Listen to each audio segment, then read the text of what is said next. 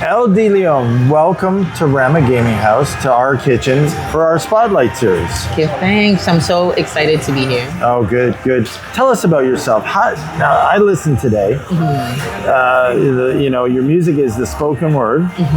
Tell us a little bit about that and how you got into it. How did you start?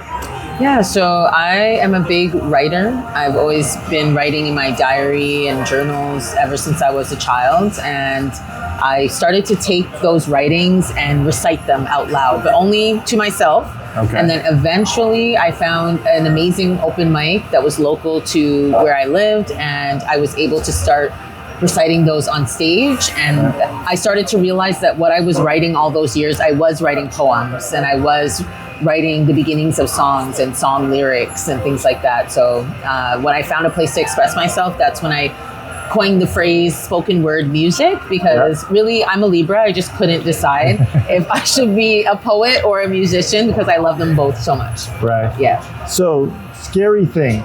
So, I'll tell you, so it's interesting. I brought a guitar home for my youngest son. Yeah. And I always wanted to be musical, but I'm not. And I put it in front of all my boys. I put basketballs, baseballs, guitars, drums in front of them. Yeah. And I'd let them gravitate towards them and see what they played. They're all scary things, but music is scary. Like, music is making that leap. How did you do that? Like, how did you, one day just say, okay, I'm making this leap. I'm going to write a song. I'm going to do music. I'm going to get up there and I'm going to perform. Yeah, that's a good question. I would say a lot of my early songs, I would write them, but I would not perform them anywhere. I would do a lot of cover songs. So songs that I already knew people liked, I wouldn't mind singing them to an audience. Right. My own music, interestingly, I will say that I found a group of people that we used to just make songs as a pastime. So instead of hanging out and watching shows together, we would make music together. We would listen to beats. We would challenge each other. I made up this 15-minute songwriting challenge. Selfishly, it was for me to practice my songwriting skills. And my friends, they would get along with it too. I would give a theme. We'd choose a beat. And then everybody has to write something. And you have to perform it, no matter what you think it sounds like. We will be not the judges, but we'll look and we won't judge. Oh, right? That's so cool. Yeah. And we would do that for cool. years. For years, that was my stage. And I would just, if I would go out to, a showcase or something like that, I would use that as a way to become inspired. And then I would go home and I'd write a bunch because of a show that I went to. And eventually, Hi. Thank you. Oh, man. Wow. Thank you, Sophia. Chicken fried rice. Oh, looks amazing. Very good. Thank you. Thank you. Wow.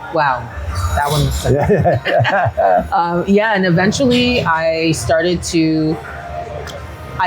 working with an organization called Rise Edutainment. I was once an audience member, gained tons of inspiration, started volunteering to help them run the open mic and run other programs and showcases. And have you ever heard the term shadow artist before? No. So there's this great book, The Artist's Way by Julia Cameron. And in that, she coins the phrase shadow artists. These are people that usually will work around artistry, around creativity, but they're like the camera person, they're the producer, maybe they write scripts, maybe anything that's like not on the stage kind of thing. And I would say that I've done every job around the stage, and then I finally found enough confidence to get there once I understood what everybody's role was. Oh, that's so cool. Yeah. And so important, right? It's, we tradesmen, of course, my background being Italian, I told you before. Yes. Similar, when you're a tradesman, you actually learn every trade until you reach your trade. And the joy of that is when I got older, I built homes for a short period with a company I had. And I loved it because I had done all the trades and I understood how they all fit together. So it's so important. Yes, so exactly. Important. So thank you so much for telling me that. That makes me feel better about my journey. Rise. Reaching intelligent souls everywhere. That's it. I got it. Yes, good. you did. So how do you make it there, and how do they help you on your journey? Did they mentor, or was that the confidence you got out of being with that group, or just you're now a leader in that group, right? Yes. Yeah. So tell me a little bit about that and how you do that and youth. Yeah, so I was a young person that was, I think, pushed to the margins. Already just living in the skin that I'm in, I grew up feeling marginalized, feeling like I stood out.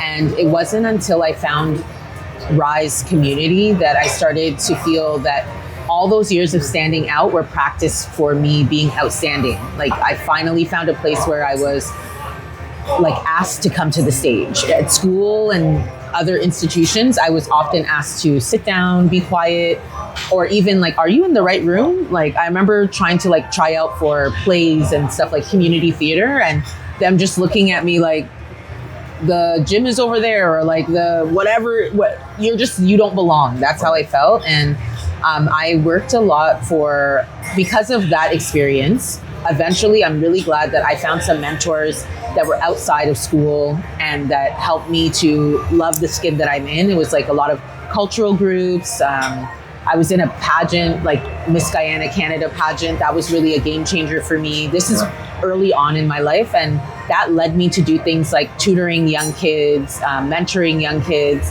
And there was a community center that was at the Scarborough Town Center. Okay. And this is where Rise used to have their open mics. I didn't know that at the time. Oh. I was working for the government. I was working for the Ministry of Children and Youth Services and the Ministry of Social Services. Oh. This is significant because I would every day be traveling, like really despondent. I thought that if I worked for the government, that I would be able to affect change. And I'm not saying that I didn't. I definitely helped people, but the kind of change that I wanted to see was more immediate. Like, I wanted to be able to introduce somebody to something and then see them thrive in that thing. And when you work for the government, like, you're working behind the desk, you're working behind computers. I didn't get to see my work in action. And so one day I'm walking home, like really sad and just feeling very lost, to be very honest. Like, why did I enter this profession? Like, I thought I was gonna help people. And I saw, I happened to go to school with somebody for a very brief period of time in a media course. I really wanted to do media and communications. I wanted to be a director. I didn't have enough money to keep going to school for that, so hence the government job.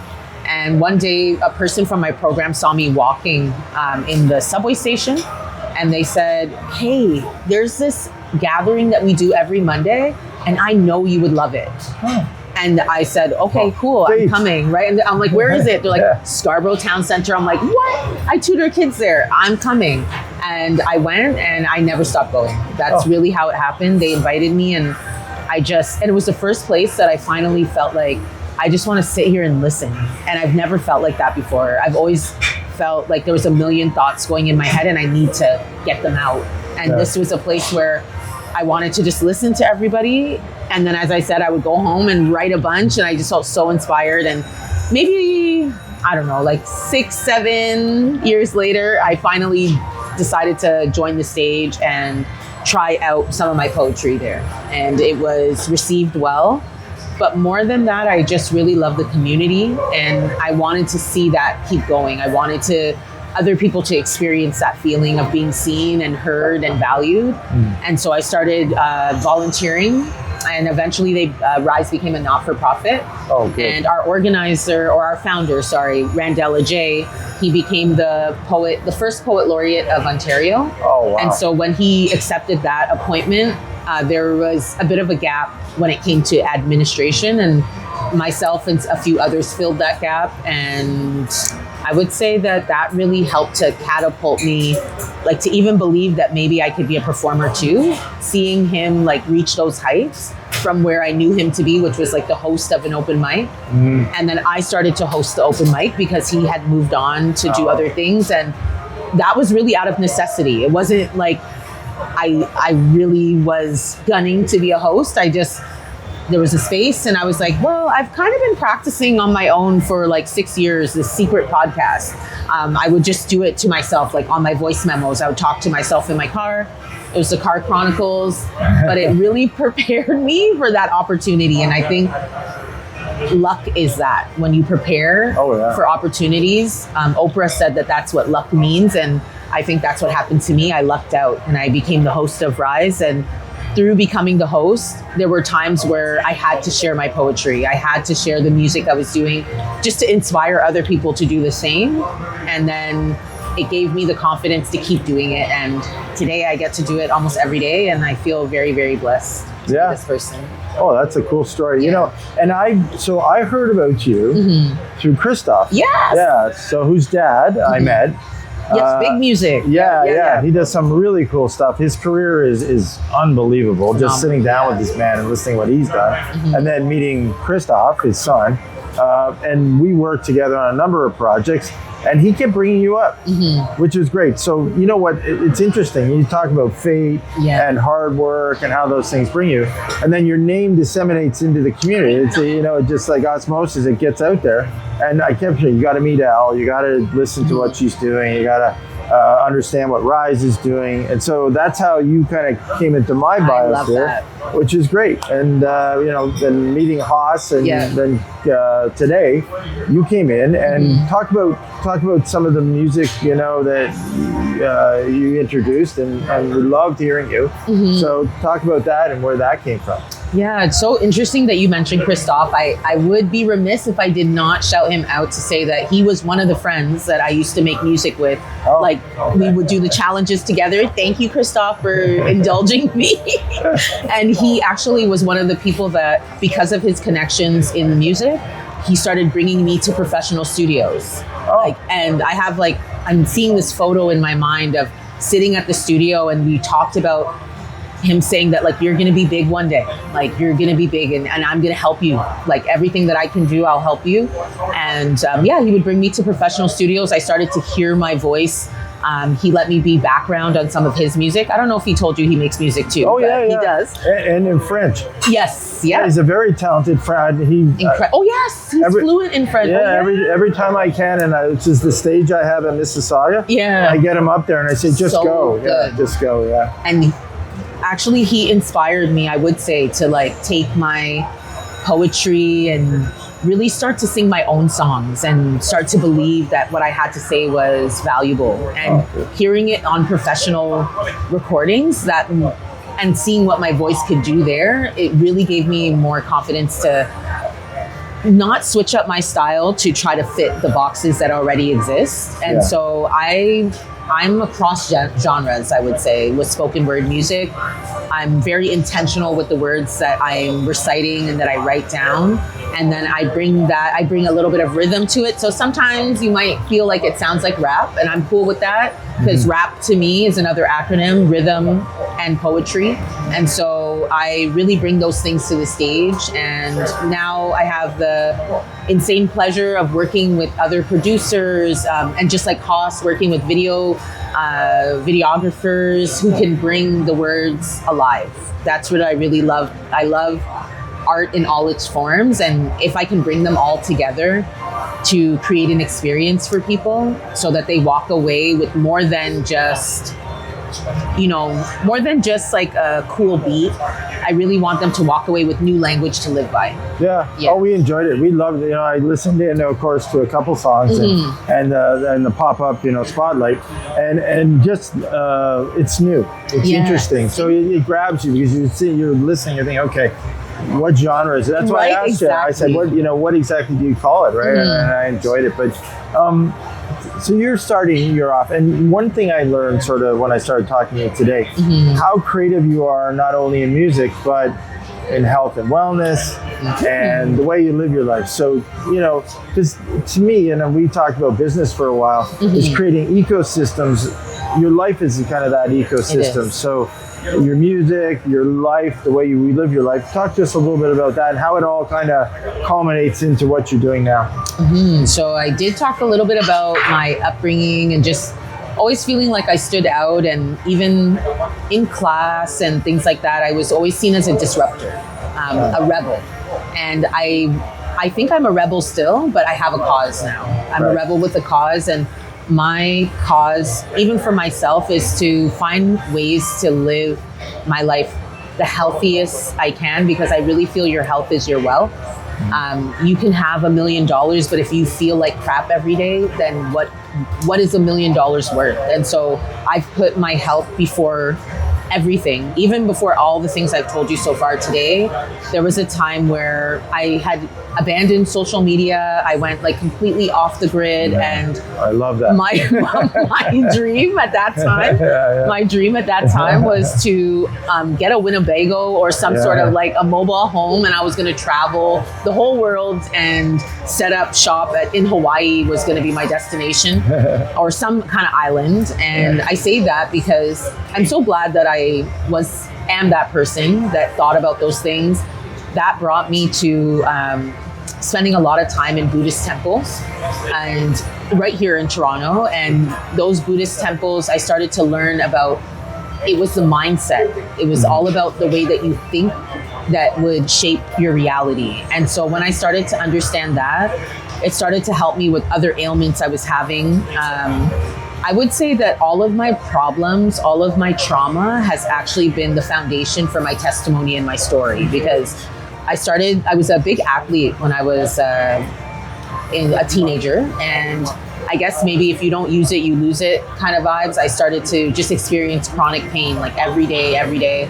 And then it came with other things, digestion issues, all these things. And so going through those issues, as I said, it brought me towards wellness, towards the Buddhist temples. At the Buddhist temple, I started to realize that I could not only learn about it, but I could also be an instructor.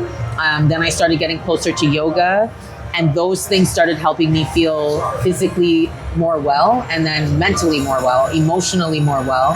And whenever I find something that's good, then I need to learn how to do it so that I can disseminate it, make it bigger, so more people can have it. Because I just feel when people feel good about themselves, they do good things in the world. Yeah. I know that I am a product of that. When I wasn't feeling good about myself, I felt like I stood out, and I didn't understand how that could help me. I wasn't the best person. I will not lie. Like as a teen, I disrupted, as I said, rebel, no cause, did a lot of things I'm not proud of, but I'm so glad that I had that experience to be able to transmute it and to show other people that it doesn't matter where you come from, it matters where you're going next. Yeah, no, and I love that story. So when next time you're in Mississauga, yes, we have an RGH, a Rama Gaming House in Mississauga. Right. And I always tell people, I mentioned to you earlier, we started a newspaper called Impulse. Yes. We have Impulse Mississauga, and in the newspaper, the Buddhist temple monks write an article every month in our paper. Oh my goodness! And I love this article, and I will give it to them as long as I own the paper, because the writing is so beautiful and so insightful. You know, the things he writes about and how he ties them into life, and he tells it through a story. Yeah. So it starts with a story. So I said to the crew one day, I said, we're going to go to lunch, because none of them had been, none of them knew anything about Buddhism. Yeah. And I love Buddhism. You know, my wife, that's part of her culture from Nepal. So, you know, we both believe in it. Yes. And so I took them over, we had lunch. We had noodle bowls at the Buddhist temple, and we met everyone. And it's so funny because we have a restaurant in our kitchen, one of these over in Mississauga. The whole crew from the Buddhist temple came over for lunch afterwards, because they met all my crew. Yeah. And everyone's like kind of figuring each other out and learning from each other. It's so neat. I'm definitely, you already know I'm coming there. Like, I didn't even know I was going to tell you that. I didn't even know it was going to tie in, but wow, definitely need to come. Yeah. So what's next? Tell me a little bit about kind of what's next. Let's talk about on the Rise side, and then let's talk about you. So on the Rise side, what's coming up next is we have a whole host of programs that are coming. Every year we do probably about 50 to 60 events. And so that is about an event every week. We are doing open mic, artist development programs. We have a lot of artist development programs that are diversifying now and niching down. So not just poets and spoken word, we also have musicians, We have dancers, visual artists, and nice. so we're actively going after funding and building partnerships in the community and with corporations, right? That's how I said it. Gaming house. I'm getting it on camera. No, we love you to be Yes, here. yes. Well, yeah, And- right after, Right? Shara and you and I are going to sit down. I know, I can't wait to, Yeah. and that's what's next too, is like working with organizations that I think people may not think of when they're thinking about how to bring more art into the world. Like art is our vehicle to change the world. That's 100%. and so we want to do that with other people that are looking to do that in their industry, bring art to unconventional spaces. Like today I got to perform in a casino. I don't even think I ever wrote that on my vision board before. So yeah, check mark to the bucket list. And I think what's next is taking this show on the road. So with Rise, our whole platform is about edutainment, using entertainment to educate people. Yeah. And educate them on, we've done programs that are about the law. Like we've used art to help people understand the law better. We've used art to help people understand their health better. And so I just want to find other ways to use art to help make the world a better place. I know it sounds so lofty, but I'm still after world peace. That's my ultimate goal. Taking it on the road. So Yeah. taking it on the road through Canada or taking it on the road? I think global. So when, Global. Okay. Rise means reaching intelligent souls everywhere. And we've been very fortunate to go to places like Brazil, Hawaii, Jamaica, LA, and I would like to go even more places in the world. I'd like to go back to Africa. I'd like to go back to Guyana, where my parents are from, and maybe even set up like little satellite offices for this to continue so more people can do this in their communities. And then personally, I feel I was born to be an edutainer. Like, I love education. I love entertaining. It finally all makes sense. I don't get in trouble for expressing myself anymore. And so I would love to make other people feel more at home in their own bodies by sharing that story with them. Yeah. Oh, that'd be really cool. It's almost like franchising it out. You almost like create exactly. a Yes, Rise. a one-woman show or something we'll see. Yeah. And you personally. Yes, yeah. So I would love to. What's next on your horizon? Musically, are we going to see you? Yes, musically, an album is coming. I have 4 songs that I've been performing all over the place, and one of them we did here today. Yeah. And I started working with a live band, and that's really elevated my work. And I would love to just continue on with working with live instruments. I'm learning a few instruments myself now, and I really want to develop a one-woman show, but also maybe a show with me and a few other people, and take it on the road. That would be really cool. Oh, that's cool. And a book also. I wrote a book, and so that book is a poetry spell book. Oh, nice. And I used what I learned at Rise about transforming painful moments into powerful ones. And I turned my last name, which is de Lyon, but everyone said de Lion growing up, and they'd call me an animal, all these like really hurtful things. And I was a hurt people that started to hurt people. And when I found out how to transform the things that hurt me into things that could heal me, then I wrote this book. And the book is called Lyon, Lyon, and it's Lift Yourself Over Negativity. Oh, wow. Yeah. And so if anyone calls me a lion these days, it actually empowers me. I feel so happy. I'm just like, yeah, I am a lion, lifting myself over negativity everywhere I go. That's great. Yeah. Where are we going to find your music?